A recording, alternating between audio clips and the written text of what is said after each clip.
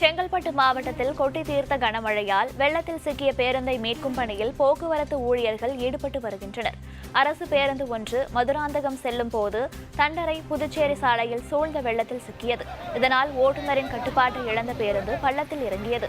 இந்த நிலையில் அரசு பேருந்தை 2 ராட்சத இயந்திரம் கிரேன் மூலம் மீட்கும் பணியில் போக்குவரத்து ஊழியர்கள் தீவிரமாக ஈடுபட்டு வருகின்றனர். இது தொடர்பாக நமது செய்தியாளர் பிரவீன்குமார் தரும் கூடுதல் தகவல்களை கேட்கலாம்.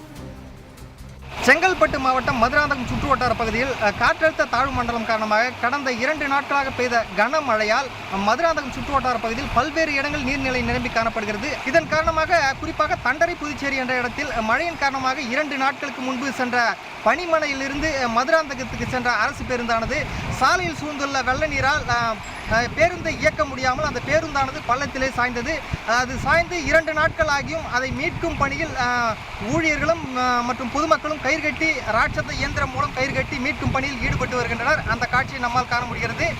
மேலும் இந்த பகுதியில் போக்குவரத்தானது முழுமையாக துண்டிக்கப்பட்டுள்ளது. இருப்பினும் ஒருவர் இருசக்கர வாகனத்தில் வந்தார். அந்த இருசக்கர வாகனமானது தண்ணீரில் அடித்து செல்லப்பட்டது. அதை அங்கிருந்த பொதுமக்கள் லாவகமாக மீட்டெடுத்தனர். மேலும் இந்த பகுதியில் நீரானது குறையவே இல்லை என்பது குறிப்பிடத்தக்கது.